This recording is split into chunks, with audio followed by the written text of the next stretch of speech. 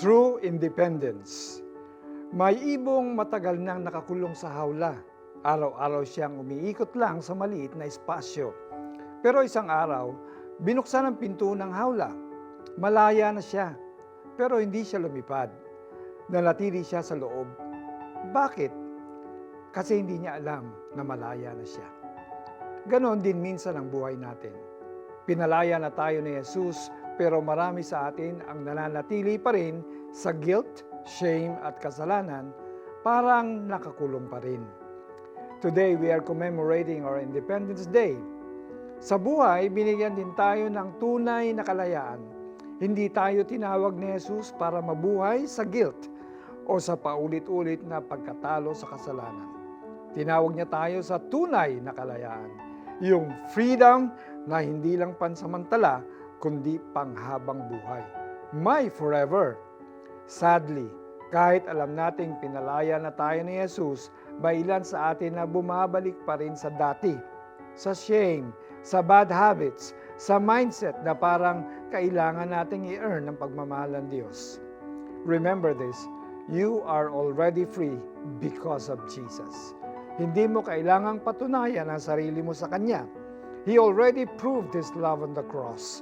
At sa pagkabuhay niya muli, binigyan Kanya ng bagong buhay na may lakas para talikuran ng kasalanan at mamuhay ng hindi bihag nito. But how?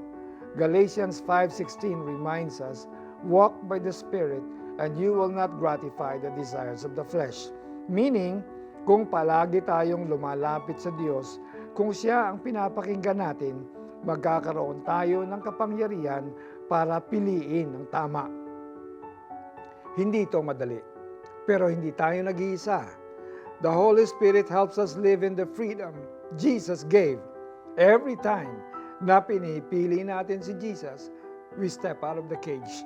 Every time we say no to sin and yes to grace, we're flying in freedom. Let's pray. Lord Jesus, salamat sa kalayaan na binigay mo.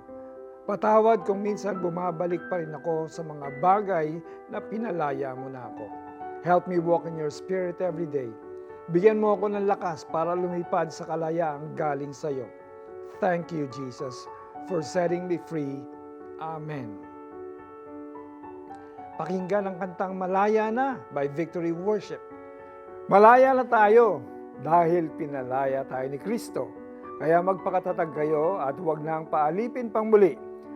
Mga taga-Galacia 5:1. Ako po si Bishop Alex Tinsay, na nagsasabing ang kalayaang ating tinamo mula sa pagtubos ni Kristo ay panghabang buhay. God bless you more and have a wonderful day.